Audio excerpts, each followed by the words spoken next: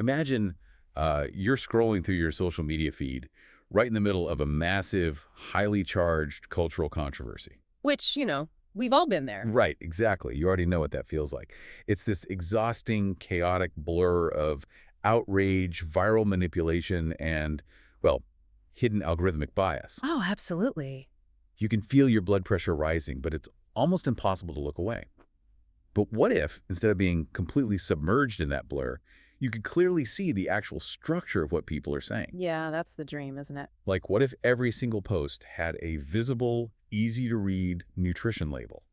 But not tracking calories or fat, obviously. Right. A label evaluating its cognitive and moral quality. Right. And bringing that kind of invisible filtering into the light fundamentally alters how we consume information. I mean, we are so conditioned to platforms making salience decisions in the dark. Yeah, they just decide what goes viral. Exactly. Based purely on what keeps us agitated. Yeah. So exposing the structural quality of speech to the user, that changes the entire power dynamic. Which is exactly what we are jumping into today. Welcome to our deep dive into a really fascinating position paper from April 2026. Yeah, it's by Dr. Lev Nemotin. Right, and it's titled The IQ-MQ Public Layer.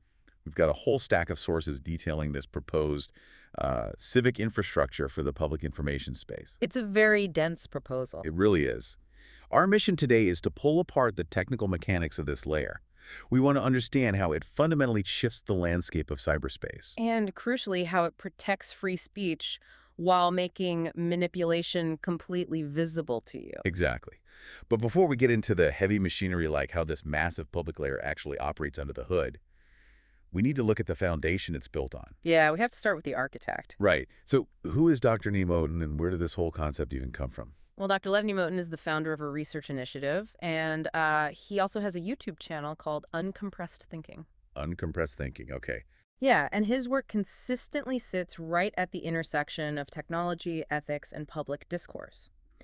This paper we're looking at today isn't just some sudden isolated brainstorm. Right. It didn't just come out of nowhere. No, not at all. It's actually the fourth major movement in a very deliberate, evolving project. So he's been iterating on this problem for a while now. He really has. I mean, the foundation was a concept he termed MQ, which stands for moral quotient. Moral quotient. That sounds, well, a little intimidating. It does, but it's crucial to note that this wasn't designed to be a judgment of someone's inner soul or like their inherent virtue. Okay, that's a relief. Right. It was built as a framework to evaluate the moral quality of observable public behavior. So it looks at factors like truth orientation, fairness, and just a basic respect for human dignity. Okay, I follow that. And then what was the next step? From there, he expanded the concept into the IQ-MQ space. So he paired that moral evaluation with IQ. Now wait, IQ usually means an intelligence test. Yes, but you have to abandon that idea here. In this context, IQ refers strictly to the cognitive quality of public reasoning. Ah, okay. So it's basically asking two different questions about a piece of content. Exactly. Like, is the argument structurally coherent and backed by evidence? That's the IQ side. Yeah. And then, is the delivery of that argument morally responsible, which is the MQ side? You nailed it. That is the dual axis evaluation. And that framework then evolved into his third movement, which was the IQ-MQ filter. Which was more a personal tool, right? Yeah, originally it was conceived as a localized personal tool. Think of it as a user-owned shield sitting directly between you and the platform's engagement algorithm. Like an ad blocker for your brain. That is a great way to put it. You, the user, would set the parameters to govern your own informational diet. And interestingly, Dr. Nemotin grounded a lot of this project in an essay analyzing Lashon Hara. Lashon Hara. It's drawing on ancient ethical traditions regarding harmful speech. Right, right. It's this profound reminder that speech can deeply damage human dignity and societal trust, even if it isn't technically a lie. Oh, wow. Yeah, weaponized gossip, humiliating framing, out of context amplification. Exactly. All of that degrades the public sphere just as much as an outright falsehood does. That makes a lot of sense. So having a personal filter is great. You're taking control of your own digital environment. Yeah. But this fourth movement, the paper we're diving into today, it takes that private framework and scales it up into a shared public layer. Which is a huge jump. It feels like a massive leap. I mean, it's the difference between you hiring a private food taster to protect your own meals, and then suddenly the FDA requires universal nutrition labels on every single item in the digital grocery store. That FDA analogy is spot on. It is a massive leap, and it demands an entirely different level of scrutiny. Right, because the stakes are higher. Way higher. I mean, a personal filter just asks, what do I want to see? But a public layer, something applied universally across a platform, has to answer to the standard of civic legitimacy. Yeah, how do you label speech for millions of people without it just degenerating into heavy-handed censorship or, state control? Well, let's hit the brakes right there because that is the immediate red flag for anyone listening. Oh, absolutely. The thing screaming in the back of your mind right now is the phrase, universal moral and cognitive labeling system. Yes. Like, how does a massive centralized system labeling the moral quality of what we say not instantly become a dystopian social credit score? It's the most important question, and Dr. Neymoten's paper is aggressively clear on this boundary. It hinges on one fundamental, unbreakable rule. Which is? The IQMQ public layer labels the speech act, never the speaker. It evaluates the post, not the person who posted it. Always. You can label a specific post as carrying a context deficit, or maybe a thread is using dehumanizing language. But the system can't brand the person. No, it is architecturally forbidden from aggregating those labels to brand a human being as a low MQ person. It evaluates the public trace left behind by the speech. Okay, but hold on. I see a glaring loophole there. Let's hear it. Let's say a highly visible public official repeatedly says awful dehumanizing things. They're just constantly polluting the timeline. Sure, that happens all the time. Right. So if we only label the isolated posts and refuse to label the speaker, aren't we just giving powerful people a free pass? I mean, they face no long-term reputational consequence from the system itself. It's a fair point, but the layer certainly does not exempt public officials. Holding power accountable is central to a functioning democracy. Yeah. However, the system insists that this evaluation remains anchored to specific behaviors. So if a politician repeatedly uses what the system calls target construction language, well, the layer will consistently flag those specific posts. I see. So the pattern becomes obvious anyway. Exactly. The pattern of toxic behavior becomes incredibly obvious to anyone looking at their feed. The public, the voters, journalists, they make the final judgment. But the technical layer itself stops short of attaching a permanent scarlet letter to their identity. Precisely. Because giving an algorithm the power to declare someone a permanently bad person, that's a line we cannot uncross. Right. Carelessly transforming people into irredeemable targets is exactly what destroys cyberspace. Exactly. The system provides the structural evidence. It does not hand down a final moral verdict on a human life. And this ties directly into what the paper calls the anti-coercion principle. Anti-coercion principle. Meaning what exactly? It means the system is strictly a civic interpretive layer. It cannot be used to allocate rights or employment, credit, or banking access. Oh, wow. So if a bank scrapes these labels to deny you a mortgage, Then the system has been fundamentally compromised. The core philosophy here is speech remains free. It does not therefore remain unexamined. it's about building structured counter-speech, not silencing voices. You've got it. Okay, that distinction makes the philosophy much easier to swallow. It provides visibility without playing judge, jury, and executioner. Right. But, philosophical distinctions are easy to write in an academic paper. I want to know how this actually gets coded into the live, messy reality of a social network. Where millions of posts are flying around every second. Exactly. So what is the actual technical engine under the hood here? The operational architecture is where this proposal gets incredibly concrete. The whole process starts with a content object. Which is just the raw post or the video or the image. Yeah. But the system is designed to never evaluate a content object nakedly. It immediately wraps that object in what they call a context envelope. A context envelope. Because context is notoriously the hardest thing for platforms to get right. Oh, absolutely. Like if I quote tweet a genuinely horrific statement just to say, hey, look at this horrible thing this person said. Right. Traditional algorithms often just scan the horrible text, assume you're the one promoting it, and ban you. Which is incredibly frustrating. It is, and it's counterproductive. So the context envelope solves that. It maps the thread history, the event frame, whether it's a direct quotation, and even linguistic markers of satire. So the system has to understand how the speech is being used, not just what the words are. Exactly. And once the object and its context are processed together, the engine generates a label vector. A label vector. So we're not just talking about a basic thumbs up or thumbs down situation here. Not at all. It's a highly specific tag that carries an intensity band ranging from informational to notice, caution, and all the way to high risk. Okay, and what do these tags actually look like? The paper categorizes them into 4 distinct visual families, which is really cool. First, you have the IQ or cognitive labels. These are rectangular tags. There's our tags, okay. Yeah, and they evaluate the structural logic of the information. So you might see a rectangular tag that says context deficit if a post deliberately leaves out crucial information to mislead you. Or maybe a low evidentiary support label if someone just makes a wild claim with zero backing. Exactly. Then, on the moral side, you have the MQ labels. These are rounded, capsule-shaped tags. Capsule tags for MQ. Got it. Yes.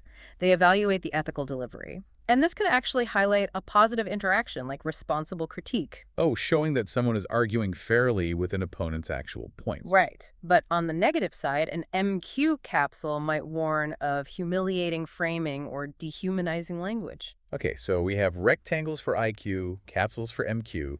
What's next?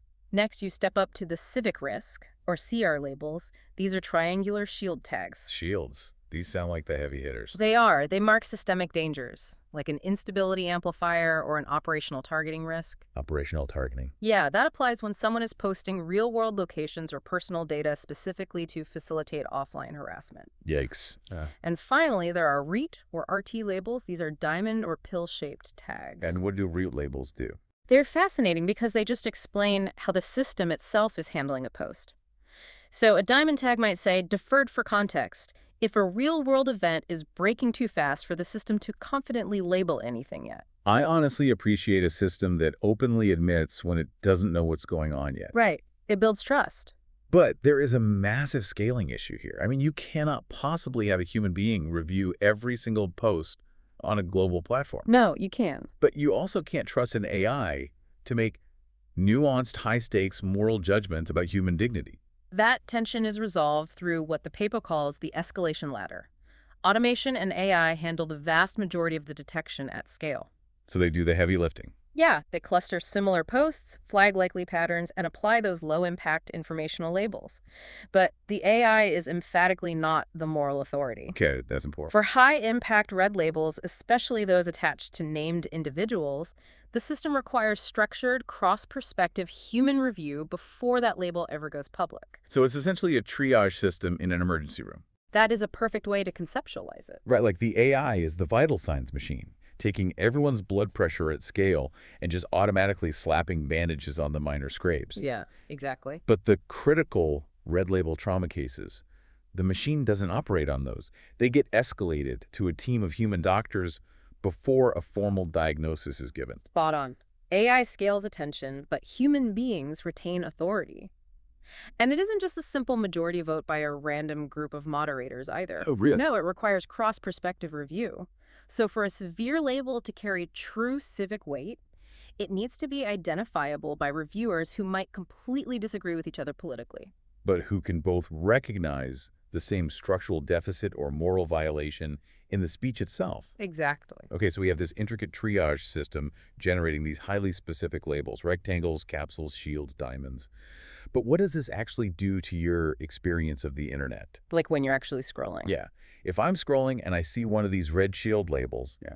how does it alter the landscape? The most profound impact comes from a specific, highly critical new label called target construction risk. Target construction risk. Yes.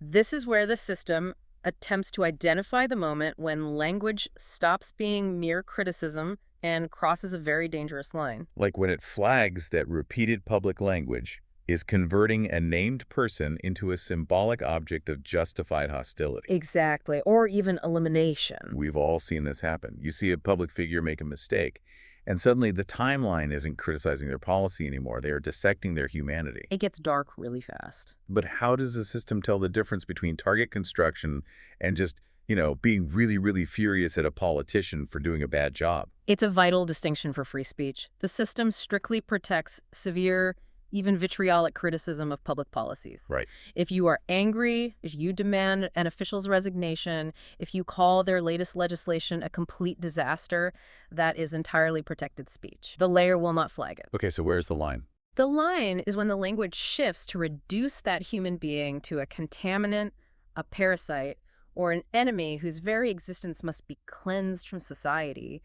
That triggers a red civic risk label. Because at that point, you aren't debating ideas anymore. Oh. You are setting the stage for violence. Exactly. It marks the social architecture of personal danger before it normalizes into real-world violence. That makes sense. But the system is also acutely aware that the real world is sometimes genuinely horrific on its own. Yes, it is. And that brings us to another crucial feature, the reality pass route label. Okay, this is where I start worrying about the system becoming a giant comfort blanket. How so? Well, if there's footage from a war zone or a politician is caught on camera saying something genuinely vile, doesn't a labeling system risk hiding that reality just to keep our feeds sanitized and polite? Dr. Nemotin anticipated that exact failure mode. The reality pass label exists to ensure the layer doesn't blind us to the world. Sometimes, media is emotionally disturbing, intense, and far outside your normal preferences. But if it represents urgent, undeniable, real-world news, the system will not obscure it. It just lets it pass through unmitigated. Yes, because a false, sanitized informational environment that hides atrocities is ultimately just as dangerous as a toxic one. Wow, okay. That is a very thoughtful safeguard. It is. The system also introduces a mechanic called clustering to handle repetitive outrage. Right. How does clustering work? Because if there is a massive scandal, usually my entire feed is just 10,000 people screaming about the exact same thing for 3 days straight. And that flooding effect is what makes you feel like the world is ending. Yes, exactly. So the system clusters those thousands of identical outrage posts to reduce their algorithmic amplification. It doesn't delete them. It just groups them together. Right. Instead of letting them hijack the entire civic space, it gives you a representative view of the controversy without the overwhelming artificial volume. But wait, if a red label like target construction risk doesn't actually ban the post or delete the user, isn't sticking a bright red warning on it just going to attract more clicks? You'd think so, right? It feels like slapping a parental advisory sticker on an album cover in the 90s. Huh? It just makes people want to see it more. Doesn't the whole thing backfire? It would backfire if the label were just a decorative visual badge. But in this proposed architecture, a red label interacts directly with the platform's salience architecture. Salience architecture. Yeah. Meaning the algorithm that decides what gets pushed to the top of everyone's feed. Yes, exactly. When a high-risk red label is applied, it inherently adds sharing friction. It might force a pause, prompting you with the context before you can hit retweet. Okay, that slows things down. But far more importantly, it drastically reduces the post's algorithmic prominence. It severs the virality loop. Oh. The speech is still there. If you want to find it, you can. If you follow that person, you can read it. But the machine stops artificially blasting it into a million strangers' feeds just because it generated cheap, outraged engagement. So the speech remains free, but the amplification of that speech is finally governed by its cognitive and moral quality. Exactly. It essentially drains the algorithmic rocket fuel out of the most manipulative content. You can say what you want, but you don't get a free megaphone just because you made people angry. Right. But this brings us to the most dangerous vulnerability in the entire proposal: governance. Ah, yes, the big one. Right, because a system with the power to alter the salience of global speech, to literally label the moral quality of our public discourse, could so easily be weaponized. Absolutely. How do we prevent the public layer itself from being captured by a political party or a biased tech CEO or just an angry digital mob? The paper is intensely aware of this risk. It states plainly that a public layer captured by a specific ideology or government enforcement is vastly worse than having no layer at all. Yeah, I would agree with that. To insulate the system against capture, Dr. Nemotin proposes what he calls the minimum legitimacy package. Minimum legitimacy package. Yeah. What does that require before they can even turn this thing on? Before a single line of code is deployed, 4 foundational documents must exist publicly. First, a public charter outlining the strict boundaries of what the layer can and cannot do. Okay, that's one. Second, a label registry, clearly and rigidly defining exactly what each label means. Right. Third, an annotation guide, providing concrete public examples of how labels are applied to difficult edge cases. And fourth, A reference corpus, which is a diverse set of real-world examples used for testing the system and explaining its decisions. So the entire rule book is completely out in the open. It's not a black box algorithm where we just have to blindly trust the engineers behind the curtain. It has to be completely transparent. Furthermore, the layer must be institutionally independent. Meaning, It cannot function as an arm of state law enforcement, and it cannot be a subordinate department inside a monetized tech platform that relies on engagement for ad revenue. as a standalone. Yes. It also requires open versioning, essentially, public release notes. Oh, like software updates. Exactly. If the threshold definition of what constitutes a target construction risk changes on a Tuesday, the public must be able to track exactly when it changed, why the reviewers changed it, and what the new standard is. That level of transparency is rare. It is. The governance philosophy relies on deliberative maintenance, not plebiscitary judgment. Plebiscitary judgment. Yeah. Meaning rule by a simple majority vote, like mob rule. Yes. The system takes public input and structural signals seriously, but it does not surrender to the crowd. Well, let's test that. Say an organized political faction decides to brigade a post. Let's say 1 million real users, or even 1 million bots, Yeah. coordinate to flag a completely normal, protected policy critique as a target construction risk, just to silence an opponent. Sure, brigading happens constantly. Can they auto-generate a red label through sheer volume and suppress the post? It absolutely cannot. That is a critical structural safeguard. A massive, sudden spike in user complaints acts as an alert system. It triggers an audit or an immediate human review. Oh, I see. It doesn't generate an automatic verdict. No. The system is technically and philosophically designed to distinguish a genuine structural signal of poor speech from coordinated outrage mobilization. So volume does not equal truth. Exactly. If a label is to carry civic weight, it cannot be weaponized by whoever has the most active followers on a given afternoon. Man, we are really talking about a complete paradigm shift here. We've traced this all the way from Dr. Nemoten's early ideas of a personal, individual filter on uncompressed thinking, all the way to this massive, publicly accountable civic infrastructure. It's a huge journey. It is. The IQMQ public layer makes a bold argument. We do not have to choose between two nightmares. We don't have to just accept living with rampant algorithmic manipulation that drives us crazy, and we don't have to beg for heavy-handed government censorship to clean it up either. Right. There is a third way. A layer of structured, highly visible interpretation that leaves speech free, but makes the architecture of manipulation impossible to hide. It is an incredibly ambitious vision for building a livable public sphere. But, it leaves us facing a rather profound crossroads. What do you mean? Well, as AI-generated content, synthetic media, and deepfakes increasingly flood our networks, making baseline reality harder to discern every single day, will a transparent, human-audited system like the IQNQ public layer eventually become the only way we can navigate cyberspace without completely losing our grip on what is real? It's a heavy question. Or, because these labels will hold so much power over public perception and virality, will the battle to control the definitions of these labels become the ultimate political war of the future? Oh, wow. That is a fascinating and honestly slightly terrifying thought to sit with. If every post gets a visible nutrition label, the fight over who gets to write the FDA guidelines for our minds is going to be intense. It really is. Well, thank you for joining us on this deep dive into the architecture of our digital future. Next time you are scrolling through your feed and you feel that familiar spike of outrage, try looking past the anger and ask yourself, what would the structural nutrition label on this post actually say?